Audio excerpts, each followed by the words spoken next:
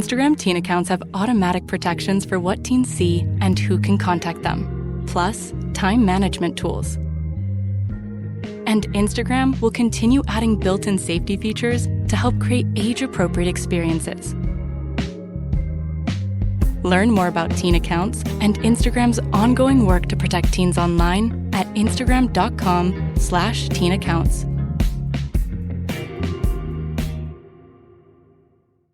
This podcast is brought to you by Carvana.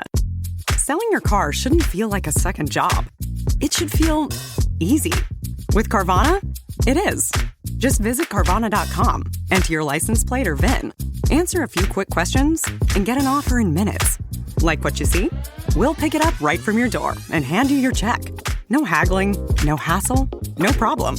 Car selling made easy on Carvana. Pickup fees may apply. Hay algo que Dios te ha ocultado, y no está en el cielo, está en las aguas, justo debajo de tus pies. Génesis 1, versículo 2. La primera línea de la creación, y ya empieza con oscuridad, con abismo, con caos cubierto de agua. ¿Por qué? Si Dios crea la perfección, ¿por qué el mundo comienza sumergido en tinieblas? Y si te digo que antes de Adán, antes de Eva, antes del Edén, existió otra civilización, y que Dios no la destruyó, la hundió. En este video vas a descubrir qué está realmente sellado en el fondo del mar, por qué el libro de Enoc fue prohibido, y qué pasará cuando ese sello finalmente se rompa. Pero antes de llegar ahí, necesitas entender una palabra: abismo. Volvamos a la pregunta que nadie hace: ¿por qué el caos ya estaba ahí? La Biblia dice: y la tierra estaba sin forma y vacía, y había tinieblas sobre la faz del abismo. Sin forma, vacía, oscura. Esto no es el principio de todo, es el principio de algo nuevo. La palabra en hebreo es tehom, profundidad extrema, casi viva. No solo aparece en Génesis, está en el diluvio. Cuando las fuentes del gran abismo se rompieron, está en Apocalipsis. Cuando un ángel recibe la llave del abismo, el abismo nunca dejó de existir, solo fue sellado. Ahora presta atención. Hay una teoría teológica llamada teoría de la restauración. Dice algo radical. Dios no empezó de cero en Génesis 1, empezó de nuevo. Imagina. Antes del tiempo como lo conocemos, una creación anterior, no hecha a imagen de Dios, sino moldeada por ángeles, seres poderosos que recibieron autoridad y la usaron mal, crearon algo fuera del plan divino. El resultado, un mundo corrompido antes del nuestro. Y Dios hizo lo impensable, selló esa creación dentro de un abismo, cubrió todo con aguas, lo borró de la superficie, pero no lo destruyó por completo, y aquí empieza el giro. Ese sello puede tener forma, puede tener nombre, puede tener ubicación, algo que sirve de cárcel, pero que también confunde a la humanidad. Una isla, una ciudad, una civilización entera, que se hundió. Sí, hablamos de Atlántida, pero olvídate de la versión de las películas. Olvídate de Platón romantizando mitos griegos. Hablamos de Atlántida como clave espiritual, como sello geográfico, como monumento celestial enterrado para esconder los errores de una era prohibida. Mira las culturas antiguas, todas ellas, sumerios, egipcios, mayas, aztecas, hindúes, africanos. Todos hablan de lo mismo. Una civilización poderosa que desafió los cielos. Y cayó. Se hundió, desapareció bajo las aguas. No es coincidencia, es memoria colectiva, memoria de algo que realmente pasó. Pero en la visión bíblica, esa civilización no desafió a dioses mitológicos, desafió al Creador, y el precio fue el olvido. Atlántida puede haber sido el punto de choque, donde el cielo caído tocó la tierra, donde la rebelión de los vigilantes dejó cicatrices, donde Dios aplicó un juicio silencioso. Él no solo destruyó, ocultó. Y cuando Dios oculta algo, usa tinieblas, usa aguas, usa silencio espiritual. Pero aquí está lo que pocos notan. Lo que fue sellado un día será revelado. Jesús lo dijo claro, el fin de los tiempos será como en los días de Noé. ¿Y qué pasó en los días de Noé?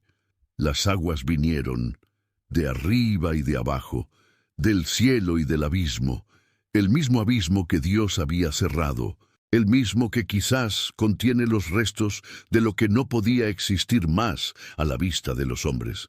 Entonces la pregunta no es si Atlántida existió, la pregunta es, ¿por qué Dios la ocultó? Y si no es una leyenda, sino un aviso. Y si está ahí abajo ahora, no como ruinas de piedra, sino como cárcel espiritual. Y si bajo sus cimientos están selladas memorias de una creación prohibida, una era donde ángeles reinaron sobre la materia, donde moldearon ciudades, gobernaron pueblos, y Dios intervino de forma drástica para borrar las evidencias. Esto explica todo. ¿Por qué tantas culturas hablan de mundos sumergidos, pero nadie los encuentra? No es falta de tecnología, es falta de permiso. No nos han permitido ver, todavía no. Pero quizás eso esté cambiando, quizás nos estamos acercando demasiado, porque las señales están por todos lados. Fenómenos en los océanos, anomalías magnéticas, estructuras sumergidas inexplicables. El mar está inquieto y el sello puede estar debilitándose. ¿Recuerdas la pregunta inicial? ¿Qué ocultó Dios en las aguas? Ahora lo sabes. No es solo una ciudad, es un imperio, un modelo de gobierno celestial corrompido, un trono que quiso usurpar el lugar de Dios y fue hundido, pero no para siempre, porque el Apocalipsis deja claro, el mar devolverá los muertos que en él están, y cuando eso pase, el mundo verá lo que nunca debería haber visto. Si esta revelación te impactó, necesitas seguir. Porque en el próximo capítulo vamos a sumergirnos aún más. Vamos a volver al versículo 2 de Génesis y vas a entender que el abismo no es solo un lugar, es un juicio anterior al hombre. Génesis 1, versículo 2. Léelo de nuevo, despacio. Y la tierra estaba sin forma y vacía, y había tinieblas sobre la faz del abismo. Lo has leído 1000 veces, pero nunca lo has visto de verdad. Esa frase lleva una tensión teológica enorme. ¿Cómo puede algo creado por Dios empezar vacío, sin forma, cubierto de tinieblas? Si Dios es perfecto, ¿por qué el caos ya estaba ahí? Esa es la pregunta que lo cambia todo. Ahora mira más profundo. El texto no dice que Dios creó el caos. Dice que el caos ya estaba ahí. Antes de la luz, antes de que el tiempo empezara a fluir, antes de cualquier orden, y más perturbador aún, el abismo ya existía. Tehom, la profundidad viva, el recipiente espiritual, ya estaba ahí, esperando. ¿Qué significa eso? Significa que algo pasó antes, algo que la Biblia no explica, pero deja rastros. Teólogos serios defienden esto. Arthur Custance, estudiosos de la teoría de la laguna, dicen que entre Génesis 1, versículo 1 y versículo 2 hay un intervalo, no de días, de eras. Algo fue creado, algo cayó, algo fue juzgado. Y lo que vemos en el versículo 2 no es el principio absoluto, es la restauración, Dios reorganizando, conteniendo, sellando. ¿Pero sellando qué? Aquí está el primer bloque de la revelación. La palabra abismo aparece repetidamente en las Escrituras, siempre ligada a juicio. En el diluvio, las fuentes del gran abismo se abrieron. En Job, Dios pregunta quién cerró el mar con puertas. En Salmos, el abismo clama al abismo. En Apocalipsis, un ángel tiene la llave del pozo del abismo. Esto no es un espacio neutral, es un lugar de retención, de contención espiritual, de cárcel divina. Y si el abismo ya estaba ahí en el versículo 2, entonces la pregunta honesta es, ¿Qué había puesto Dios dentro de él? La tradición judía tiene respuestas. Habla de creaciones anteriores, órdenes de existencia que no eran de carne, algunas moldeadas solo de luz, otras de sustancias desconocidas. Entre esas órdenes puede haber habido una civilización gobernada por entidades celestiales. Los hijos de Dios mencionados en Job 38, aquellos que estaban presentes cuando las estrellas cantaban juntas. Hay algo que Dios te ha ocultado, y no está en el cielo, está en las aguas, justo debajo de tus pies. Génesis 1, versículo 2. La primera línea de la creación, y ya empieza con oscuridad, con abismo, con caos cubierto de agua. ¿Por qué? Si Dios crea la perfección, ¿por qué el mundo comienza sumergido en tinieblas?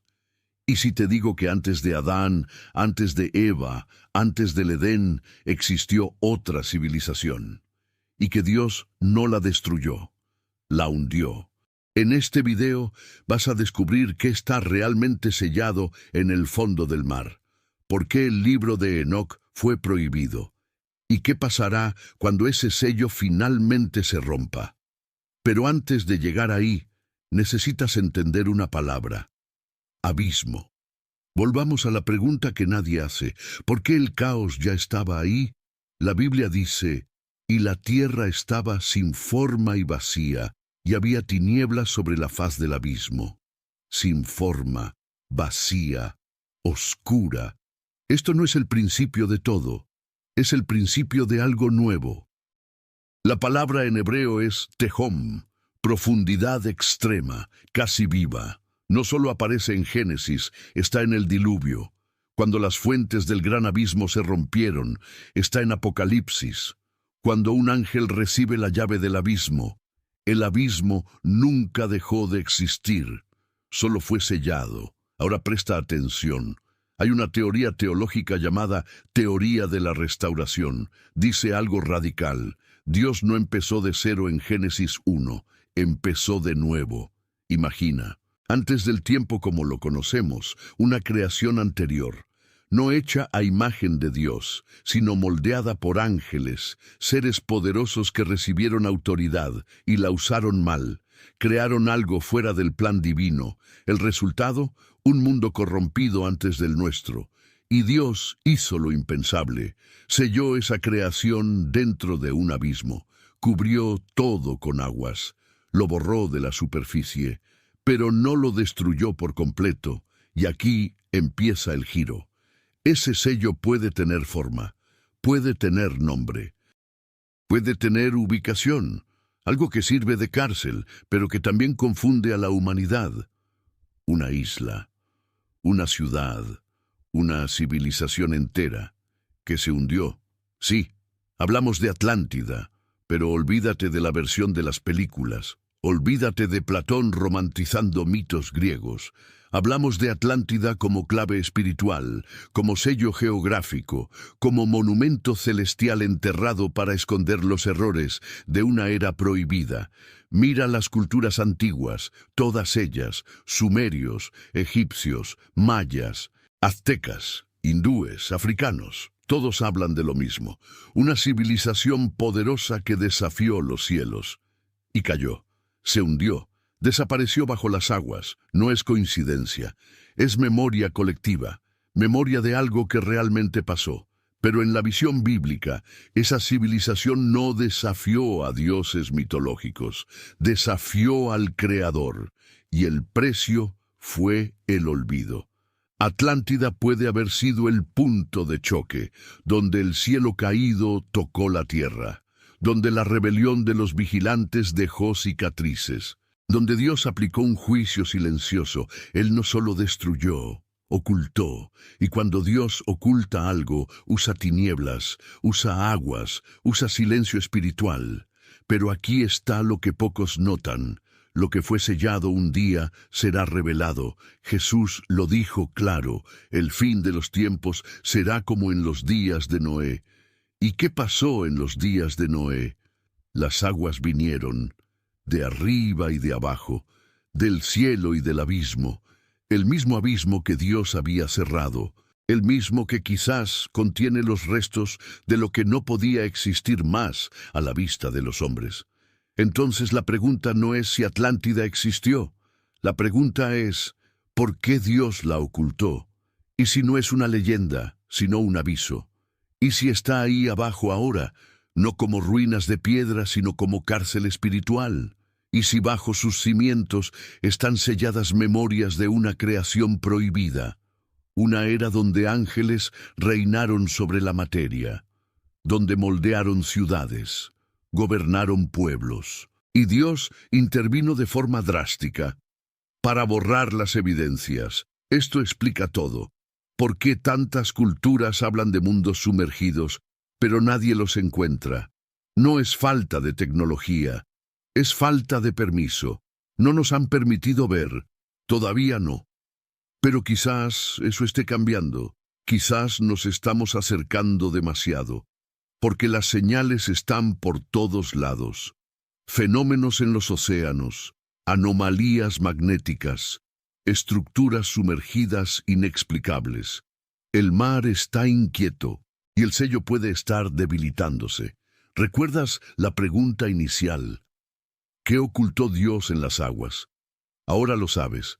No es solo una ciudad, es un imperio, un modelo de gobierno celestial corrompido, un trono que quiso usurpar el lugar de Dios y fue hundido, pero no para siempre, porque el Apocalipsis deja claro, el mar devolverá los muertos que en él están, y cuando eso pase, el mundo verá lo que nunca debería haber visto. Si esta revelación te impactó, necesitas seguir. Porque en el próximo capítulo vamos a sumergirnos aún más. Vamos a volver al versículo 2 de Génesis y vas a entender que el abismo no es solo un lugar, es un juicio anterior al hombre. Génesis 1, versículo 2. Léelo de nuevo, despacio. Y la tierra estaba sin forma y vacía, y había tinieblas sobre la faz del abismo. Lo has leído 1000 veces, pero nunca lo has visto de verdad. Esa frase lleva una tensión teológica enorme. ¿Cómo puede algo creado por Dios empezar vacío, sin forma, cubierto de tinieblas? Si Dios es perfecto, ¿por qué el caos ya estaba ahí? Esa es la pregunta que lo cambia todo. Ahora mira más profundo. El texto no dice que Dios creó el caos. Dice que el caos ya estaba ahí. Antes de la luz, antes de que el tiempo empezara a fluir, antes de cualquier orden, y más perturbador aún, el abismo ya existía. Tehom, la profundidad viva, el recipiente espiritual, ya estaba ahí, esperando. ¿Qué significa eso? Significa que algo pasó antes, algo que la Biblia no explica, pero deja rastros. Teólogos serios defienden esto. Arthur Custance, estudiosos de la teoría de la laguna, dicen que entre Génesis 1, versículo 1 y versículo 2 hay un intervalo, no de días, de eras. Algo fue creado, algo cayó, algo fue juzgado. Y lo que vemos en el versículo 2 no es el principio absoluto, es la restauración. Dios reorganizando, conteniendo, sellando. ¿Pero sellando qué? Aquí está el primer bloque de la revelación. La palabra abismo aparece repetidamente en las Escrituras, siempre ligada a juicio. En el diluvio, las fuentes del gran abismo se abrieron. En Job, Dios pregunta quién cerró el mar con puertas. En Salmos, el abismo clama al abismo. En Apocalipsis, un ángel tiene la llave del pozo del abismo. Esto no es un espacio neutral, es un lugar de retención, de contención espiritual, de cárcel divina. Y si el abismo ya estaba ahí en el versículo 2, entonces la pregunta honesta es, ¿qué había puesto Dios dentro de él? Starting a business can seem like a daunting task, unless you have a partner like Shopify. They have the tools you need to start and grow your business. From designing a website to marketing to selling and beyond, Shopify can help with everything you need. There's a reason millions of companies like Mattel, Heinz, and Allbirds continue to trust and use them. With Shopify on your side, turn your big business idea into Sign up for your $1 per month trial at shopify.com/special offer. They always tell you there's a catch, a compromise, an asterisk. Terms apply. See store for details. Maybe less than advertised. May vary by mood. Probably. Sprite Zero Sugar? It's different. It's the lemon lime flavored refreshment you want with zero sugar. So, no fast voice? No caveats. Just refreshment. This is Sprite Zero Sugar. Obey your thirst. La tradición judía tiene respuestas. Habla de creaciones anteriores, órdenes de existencia que no eran de carne, algunas moldeadas solo de luz, otras de sustancias desconocidas. Entre esas órdenes puede haber habido una civilización gobernada por entidades celestiales. Los hijos de Dios mencionados en Job 38, aquellos que estaban presentes cuando las estrellas cantaban juntas. ¿Recuerdas el sello invisible? Ahora entiendes. No es físico, es divino. Y está en las aguas, manteniendo a Atlántida presa, manteniendo a los vigilantes contenidos, manteniendo el imperio híbrido sumergido. Pero la profecía es clara. Un día el mar entregará lo que guarda, y cuando eso pase, el sello habrá cumplido su propósito. Lo oculto será expuesto, y el juicio final podrá pasar. En el próximo capítulo vamos a sumergirnos en el libro que registró ese sello, y vas a descubrir por qué Enoc fue elegido para escribir la sentencia eterna de los vigilantes. Enoc vio lo que Dios selló, y lo dejó escrito para quien tuviera valor de leer. Pocos libros en la historia han sido tan temidos como el libro de Enoc. Apócrifo para unos, prohibido para otros, pero preservado a través de los siglos como susurro entre bastidores de la revelación. Y para quien lee con discernimiento, una cosa queda clara. Enoc no escribió cuentos, registró juicio real, decreto celestial, cárcel eterna. Él no solo vio el cielo, vio el abismo, y en él, lo que muchos llaman dioses, Enoc llamó presos. Según el texto, Enoc fue llevado a los cielos por ángeles, guiado hasta los confines de la creación, autorizado a ver lugares que ni profetas comunes conocieron. En uno de esos lugares vio montañas gigantes de vidrio, mares de fuego, ríos de luz, y finalmente, cavernas inmensas, donde seres poderosos estaban encadenados. Esos seres eran los vigilantes, los mismos de Génesis 6, que se rebelaron, tomaron esposas humanas, corrompieron la creación con hijos gigantes. Pero aquí está el detalle que lo cambia todo. Enoc no solo observó, fue designado, elegido, para escribir el decreto de aprisionamiento. Fue el escriba del juicio divino, el instrumento que Dios usó para establecer la sentencia eterna contra los que cruzaron los límites del cielo. Y esa misión no fue simbólica, tuvo consecuencias directas en la tierra, en el mar, en las dimensiones espirituales, porque la palabra escrita en el cielo es ley en los abismos. El libro relata que los vigilantes suplicaron, pidieron misericordia, enviaron a Enoc como intercesor, pero Dios negó. Dijo que el tiempo de intercesión había pasado y ordenó que fueran encadenados, lanzados en lugares de oscuridad profunda, hasta el día del juicio final. Esos lugares, según Enoc, están en el fondo de grandes montañas de oscuridad, donde el fuego no ilumina, donde los cielos no alcanzan, un lugar fuera del tiempo, pero aún dentro de la creación. Y aquí volvemos a Atlántida, porque estas descripciones no encajan con infierno, encajan con abismo, un espacio entre dimensiones que puede estar bajo las aguas. Las ruinas del imperio híbrido no fueron dejadas como monumentos, fueron dejadas como cárceles espirituales. Y si Enoc vio ese lugar, es porque Dios quiso que alguien testificara, para que en los últimos días los sellos fueran entendidos. El libro describe a los ángeles que ejecutaron el juicio: Miguel, Rafael, Uriel, Gabriel, actuaron para sellar los portones del abismo. Usaron cadenas espirituales, palabras santas, rocas eternas, no cadenas comunes, decretos de luz pura, sellos de fuego vivo, códigos celestiales que impiden romper el pacto. Desde entonces, el abismo no se ha abierto por completo, pero late, espera. Los portones descritos por Enoc no son portales mágicos, son estructuras espirituales, selladas con órdenes que solo Dios puede revocar. Y cuando Apocalipsis habla de la estrella que cae con la llave del abismo, está hablando del momento en que el sello escrito por Enoc será roto.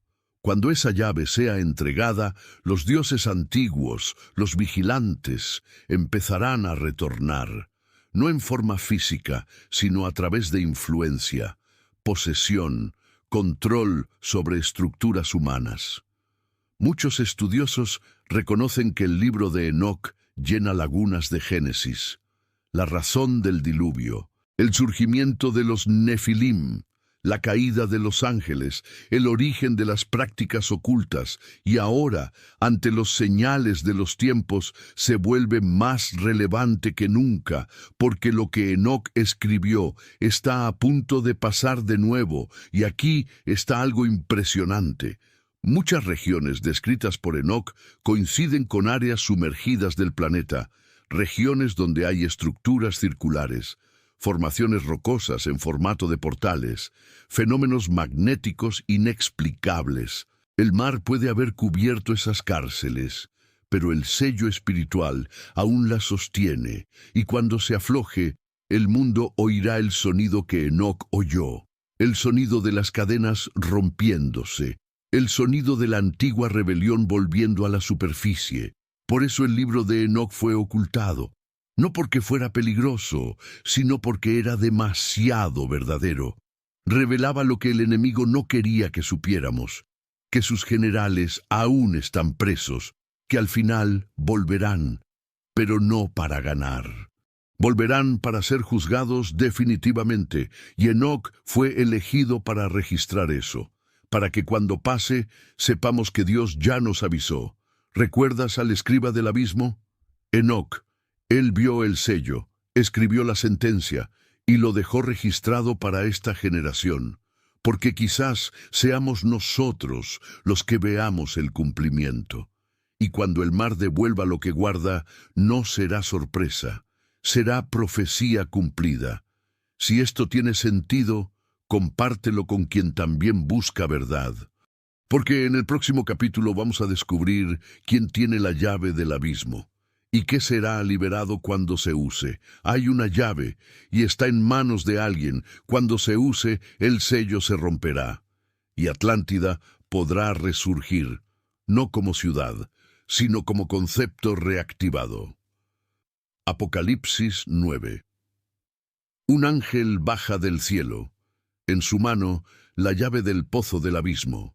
La abre, y de ahí salen criaturas cubiertas de tinieblas, antiguas, voraces, destinadas a atormentar a los hombres.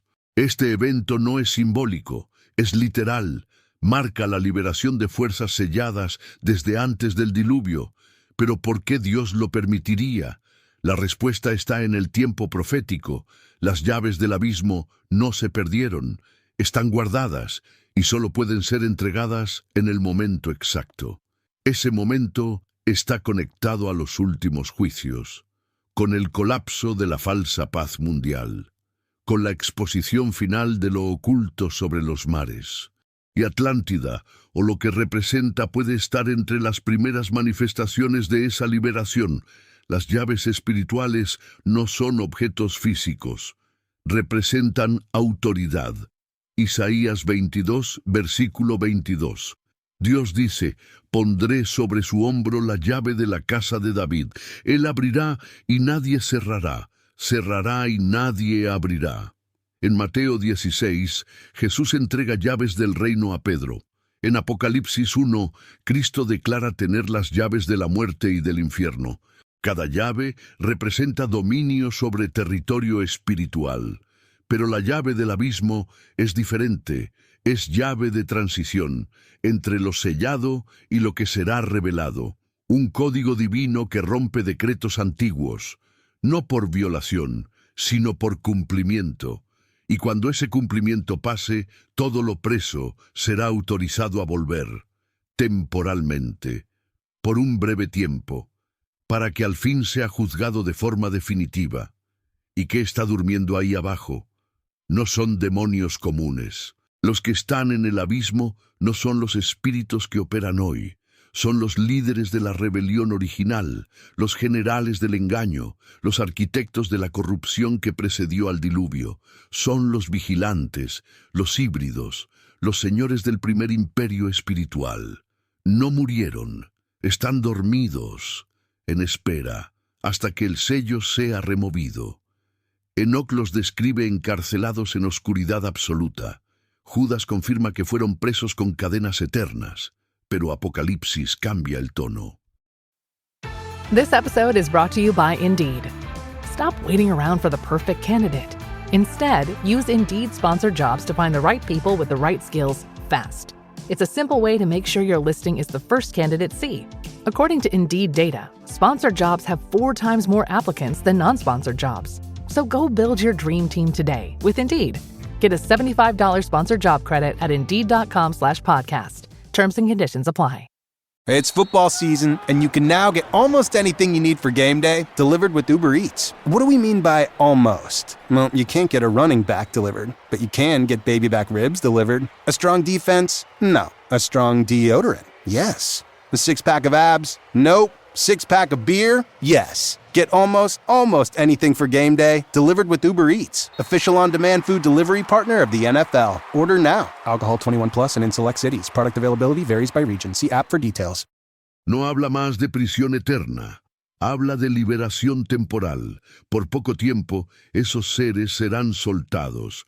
Y no volverán solos. Volverán con sistemas, con filosofías, con apariencia de luz, pero esencia de muerte. Seducción global, sabiduría antigua reenvasada, tecnología espiritual presentada como evolución. Atlántida, bajo esta mirada, puede ser la estructura donde la primera llave fue girada. No para abrir, sino para sellar. Una ciudad que tras caer fue usada por Dios como ancla espiritual. Pero si ese sello empieza a fallar, la estructura puede emerger. Y lo que guarda, los que duermen, empezarán a influir en el mundo de nuevo. Hoy el interés global por Atlántida no es accidental. Por civilizaciones perdidas, por sabidurías antiguas, por tecnologías espirituales olvidadas. Es parte del retorno.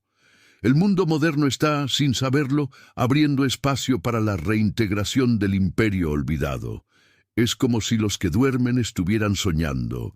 Y sus sueños invadiendo la mente de los hombres, influenciando culturas, moldeando ideologías, preparando el terreno, y cuando la llave sea entregada, no será Pedro quien la reciba, no será Miguel, será un ángel específico designado por Dios con misión de abrir y testificar. Él no luchará, solo abrirá, porque los eventos necesitan pasar, los sellos necesitan romperse, lo hundido necesita emerger, para que al fin sea vencido.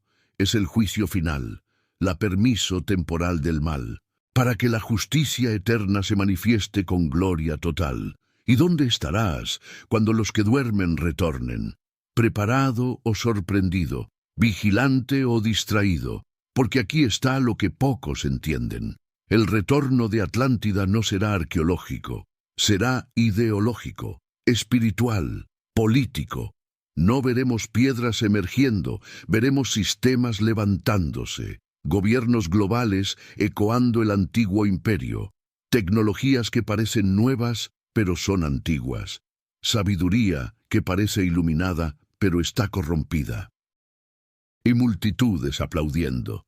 Sin saber que están repitiendo los días de Noé, Jesús alertó claro, como fue en los días de Noé, así será en la venida del Hijo del Hombre. ¿Y qué había en los días de Noé? Vigilantes entre los hombres, Nefilim gobernando, corrupción total, violencia generalizada y un imperio híbrido tratando de dominar todo, hasta que las aguas vinieron y sellaron todo, pero al final las aguas retrocederán, el sello se romperá y lo oculto volverá, no para ganar, sino para ser expuesto y juzgado. ¿Recuerdas la llave? Existe, está guardada y será entregada en el momento justo, y cuando se use verás el espíritu de Atlántida resurgir, no en forma física, sino en esencia espiritual, dominando mentes, seduciendo naciones, prometiendo evolución, ofreciendo conocimiento, pero llevando a la destrucción. Si entendiste esto, necesitas estar preparado, porque en el próximo capítulo vamos a ver qué pasa cuando el mar finalmente se abra. This episode is brought to you by Greenlight. Get this. Adults with financial literacy skills have 82% more wealth than those who don't. From swimming lessons to piano classes, us parents invest in so many things to enrich our kids' lives. But are we investing in their future financial success? With Greenlight, you can teach your kids financial literacy skills like earning, saving, and investing. And this investment costs less than that after-school treat. Start prioritizing their financial education and future today with a risk-free trial at greenlight.com/Spotify. Greenlight.com/Spotify.